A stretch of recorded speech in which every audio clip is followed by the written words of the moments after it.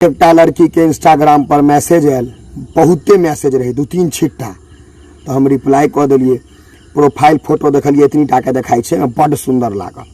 तो गप करऽ लगलिए, गप होय लगले। तो कहलिए ये अहाँ अपन 4-5 टा फोटो भेजू ने।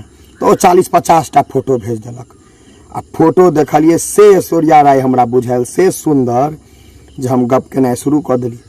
तो हमरा कहैया एक बेर आओ ने दरभंगा, भेंट नहीं करबै।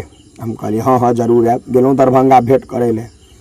आगा में पड़ल, भाई साहब से धोखा भेल हमरा संगे।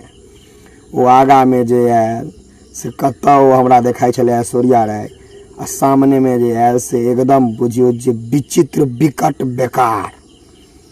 मतलब ई फिल्टर जे बनबैया ओकरा भगवान माफ नहीं करथिन। ओ मारल जाए जे फिल्टर बना रहल है, चाहे वो कोई हुए। कहू एते कतौ धोखा भेलैया। की उम्मीद कऽ कऽ गेल रही जे एकदम रसमलाई हैत, आ भेटल कथी तऽ कोबी के तरकारी है। लड़की तेहन विकट विचित्र।